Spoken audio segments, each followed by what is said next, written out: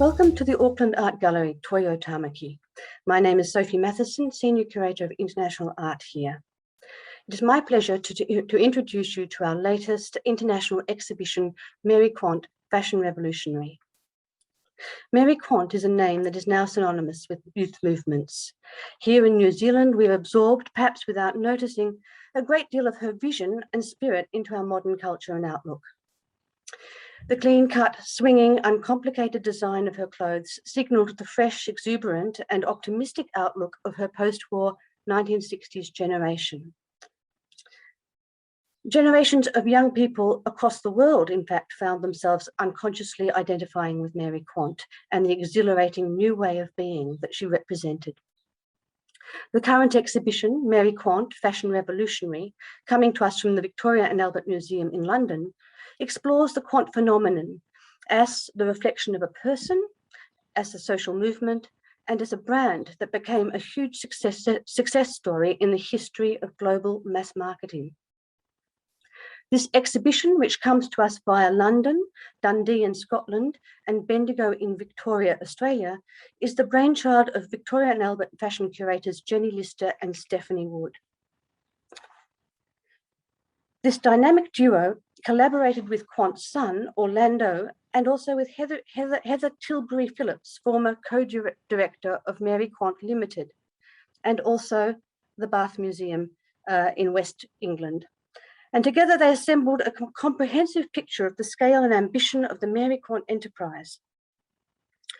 A successful crowdsourcing campaign called We Want Quant flushed out many pieces of Quant's early range in private collections that had long been missing. This exhibition is the result of all of that collaborative work over years. From the hindsight of 2021, Quant's extraordinary achievements are all the more remarkable given that her beginnings in fashion as a novice in both design and business senses had no blueprint, and there was no philosophy behind how she was going to achieve the great fashion success that she did. And so in this sense, she's a genuine forerunner. And an exhibition like this is an extraordinary history of a marketing enterprise as well. Born in London, in Blackheath, in 1930, Mary Quant was the daughter of Welsh teachers who had come from minor families, but who had excelled academically through the opportunities of the free British grammar school system and the free universities. Quant's childhood was engulfed by the experience of the Second World War, which broke out when she was 8 years old, and she and her younger brother Tony were evacuated to the coastal region of Kent with her parents. Brought up with austerity, rationing, and hand-me-downs, Mary Quant escaped into a world of creativity, filling sketchbooks and mentally reinventing her school uniform to reflect her own rebellious spirit. Although she writes of the period as a time of great adventure, the city that she and her family later returned to was literally a grim wreck.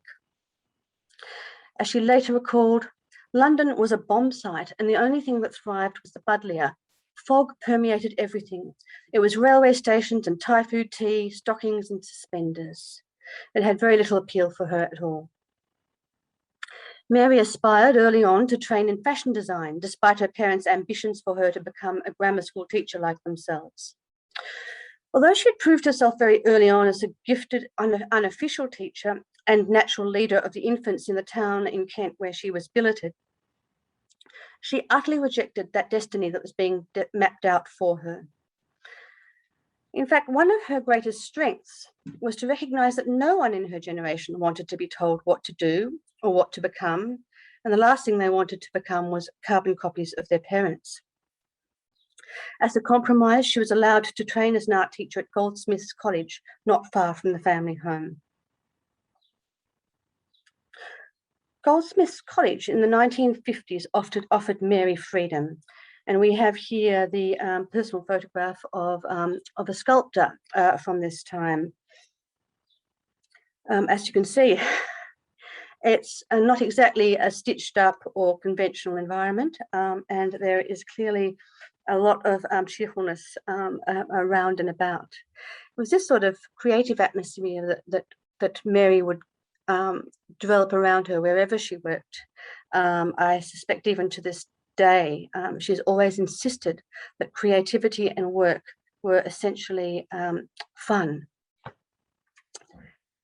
Goldsmiths College was a free environment for her, not very far from Blackheath, where her family lived. And the social life that she created in the school was exhilarating. It brought her into contact with all kinds of creative people, including the young Alexander Plunkett Green, an old Etonian from an upper crust family of aristocrats and intellectuals. In fact, he was related to Bertrand Russell. Plunkett Green made himself a focus of admiring attention to the student community, wearing his mother's silk pajama tops and prune-coloured trousers, and by having a nocturnal existence, very exotic, as a trumpet player in the bohemian club scene of London.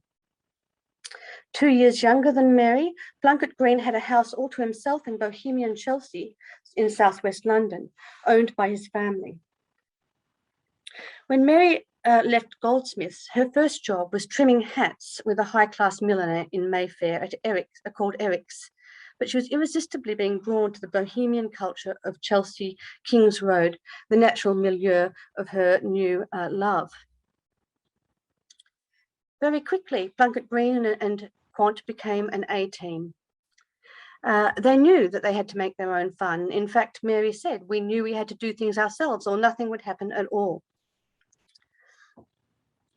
They harnessed their talents to a friend of Plunkett Green's called Archie McNair, a fellow Etonian with accounting and business skills and experience in running clubs in London and coffee shops.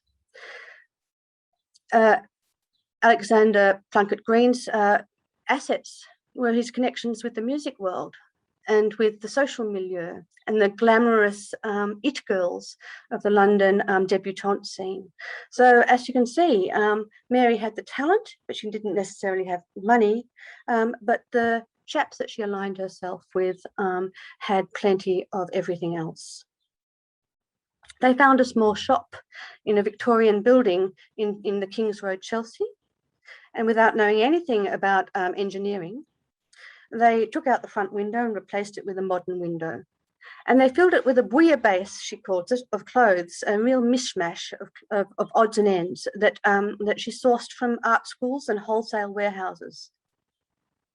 So this was a fashion store designed to suit herself and her friends that took a magpie approach to finding creative and fun things with which to adorn oneself, but these were relatively cheap objects and they were novelties. And they were one-off acquisitions. So if you wanted to find something good at Bazaar in King's Road, Chelsea, you really had to be quick. Some of these things sold out overnight and there was no getting any more. Together, Quant and Plunkett were a combination of almost comical naivety and extraordinary energy and charisma. Completely unaware of things like profit margins and scale of productions, Mary would buy her fabric from Harrods in Knightsbridge each morning and would make up dresses in her bedsit nearby to keep up with the demand. Bazaar easily sold itself to young people around Chelsea with its glamorous party atmosphere, a restaurant downstairs run by Alexander, and the informal and modern clothes, as well as the witty window displays. It instantly attracted the curiosity of quite a broad clientele that included working women, aristocratic debutantes, and fashion writers. The early success of Bazaar emboldened Quant and Plunkett and McNair to expand production quite soon.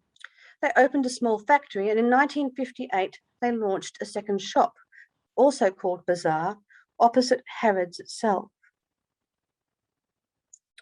By this time, Mary Quant had truly arrived as one of the social players in London's swinging 60s scene, but also as a new player in the international fashion world. As she wrote in her autobiography in 1966, "Once only the rich and the establishment set fashion. Now it is the inexpensive little dress seen on the little girl in the high street. These girls don't worry about class or accent, they are the mods. Mary was a great popularizer, but there were other factors at play in her great and early success. Key drivers included the growing affluence and social mobility of young people, thanks to free higher education and higher wages. The King's Road became an open-air catwalk to stylish shoppers who came to pick up the latest ideas. It is often said that success breeds success, but also the fun that Mary Quant generated around her activities and her sheer creativity and lack of class consciousness was infectious for everybody. Mary Quant began collaborating with the new generation of models, fashion editors, and photographers to create iconic images, such as Patty Boyd. Another example of Quant's collaboration is with her friend, the entrepreneur and designer Terence Conran, who designed the Knightsbridge branch of Bazaar in 1958. Both Conran and Quant would later tap into the new demand for good design and provide functional and stylish products for aspirational consumers. Although she claimed that she didn't have time to wait for women's lib, Quant understood the implications of young women like herself suddenly wanting to mix it professionally in a man's world. The key to acceptance was through wit and sassiness. Quant took tailor's cloth intended for men's business suits or military uniforms and reinvented them as relaxed garments for women, satirizing hierarchies and gender rules. Although she'd married into the upper classes, this playful spirit allowed her to mock British institutions and attitudes, and as well as religion and race. And she became a lifelong pioneer of a classless attitude. Her great ally in all of this was Plunket Green himself, who concocted witty and irreverent names for outfits such as Bank of England, or as you see here, Rex Harrison. Although she popularized the miniskirt, which was just decried as too erotic. She also popularized trousers, creating smart and practical garments out of traditional menswear that entirely covered girls' legs, but were at least as erotic because of the element of cross-dressing and subversion that they introduced. Eccentricity with Quant was always a strong selling point. Working on surprise juxtapositions and irreverent blends of style, Quant poked fun at British fashions and conventions from the past, repurposing Victorian frills, stiff collars, bloomers, the idea of pedal pushers, and floral printed patterns to highlight the pace of change and the modernity of her designs. The bouillabaisse of history that she created in her window displays at Bazaar harks back to the Salvador Dali surrealist spirit of the 1930s in London. She displayed live goldfish, stuffed birds, or dead lobsters alongside mannequins, and passers-by stopped and stared.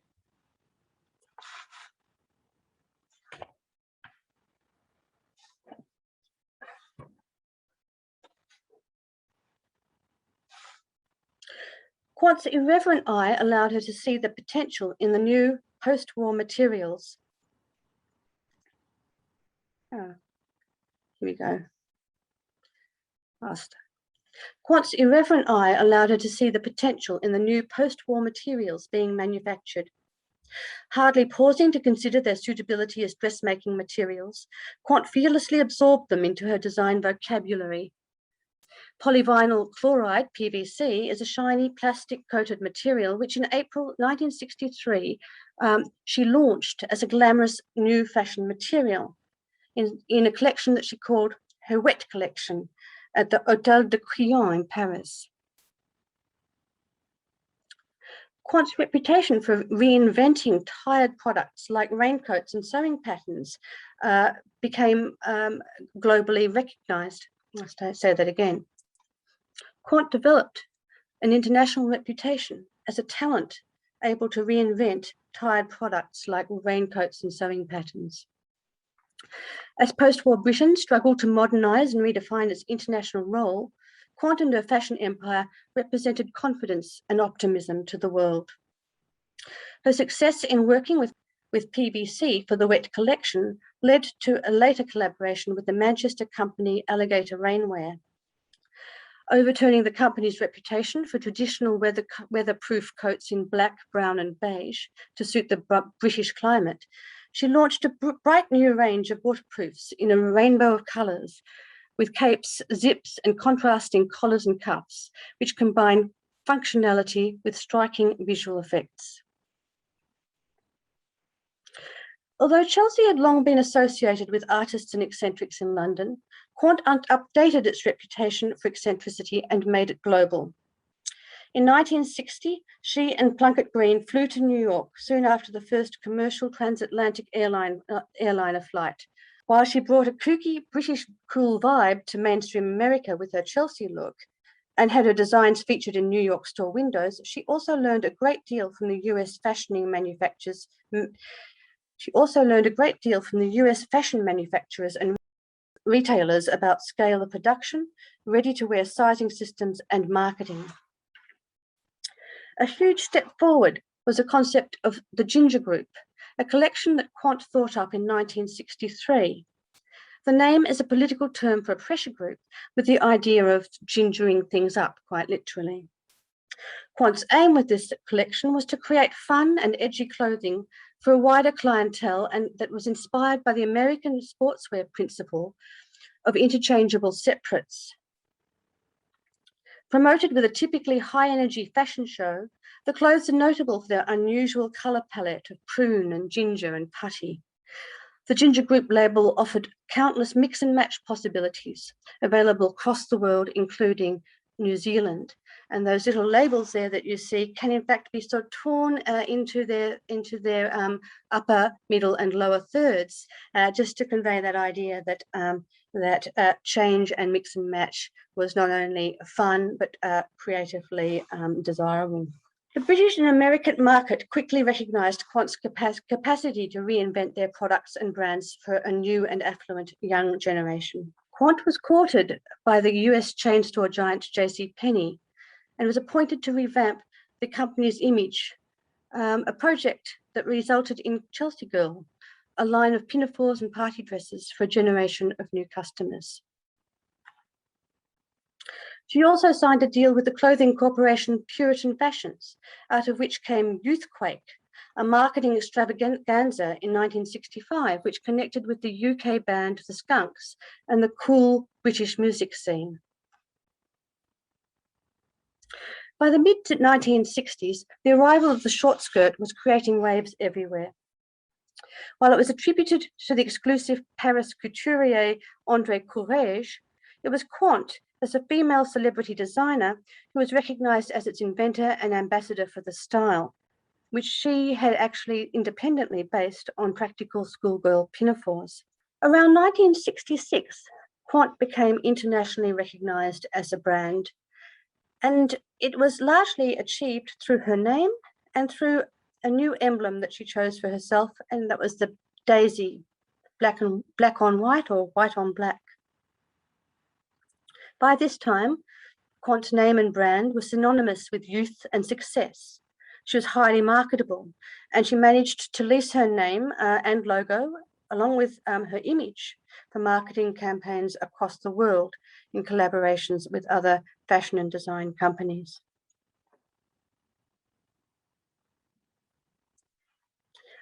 Mary Quant took away from America as much as America gained from her. It was in America that she discovered a new type of wool jersey that is heat bonded to an acetate backing and was available in very bright and deep colours. Machine knitted jersey at the time was revolutionising the textile industry in America. It was able to absorb intense colours, such as this deep lime green that you see here. Quant successfully adapted jersey fabrics to her signature sporty mini dresses, producing them in many different permutations. And they were worn with matching berets, such as the yellow version here, tights and shoes, giving a total top-to-toe block of colours. So as you see, she started to think in terms of the whole outfit.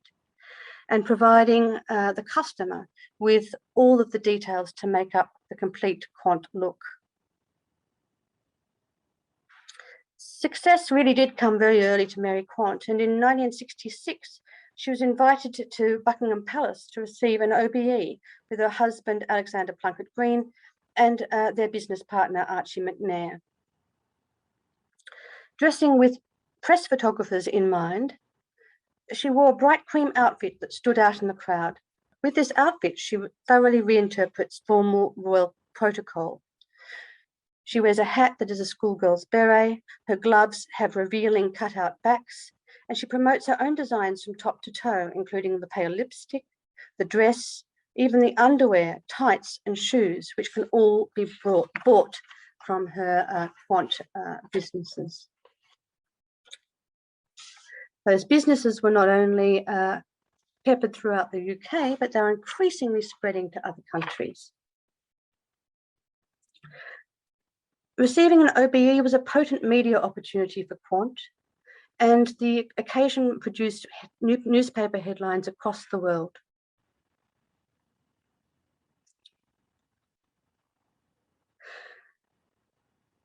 When Quant signed a deal with Buttrick's Home Dressmakers, she also made her name an international household one. Suddenly, mothers and their daughters at home could work together to create a Quant pattern using materials of their choice. She also collaborated with knitwear companies, designing patterns for the Peyton's Company, the Skinny Jumpers, and for socks. And she promoted the new acrylic yarn called Cortel that was produced by the Courtaulds Textile Company. By speaking out and wearing what she chose and by disregarding her critics, the hardworking Mary Quant lived a highly influential life of feminism. She called her ideal customers a new race of women. Quant's designs in the later 1960s and early 70s went further in challenging traditional stereotypes, while Quant herself wore increasingly androgynous and gently feminized and casual versions of masculine tailoring. Quant's designs of the late 1960s are simultaneously childlike and androgynous. From 1966, she used tomboyish models like the teenage Twiggy to promote the mini dress look in the typical Quant style. And she's filmed and photographed in gawkish poses, often sporting cropped hair and resisting the constraints of adult stereotypes. Quant's sporty tracksuits and loungewear allowed wearers to run and to jump and to retain their precious freedoms. Still operating from the tiny head office in Chelsea, Quant closed the bazaar shops in 1969 to focus on the profitable licensing trade, employing talent from London's prestigious design schools. The mod Quant style became eclectic and retrospective amid the political and economic uncertainties of the 1970s. She still sought to combine Victorian details with a clean, bright finish. Her designs also retained their characteristic sense of fun, seen here in these wonderful platform shoes. Quant applied her designers' eye to home furnishings and helped to popularize items as everyday as duvet covers. And she acted also as a banner for the lucrative cosmetic and hosiery markets. The Quant brand culminates in a holistic view of the modern person, seeking to get a complete look while offering maximum choice. As she said herself, I aim to create a total look, but one with so many variations that each girl can select and reject to find her own permutation. Having discovered that she had created a whole new look in clothing, suddenly the face didn't fit. Cosmetics were stuck in the past.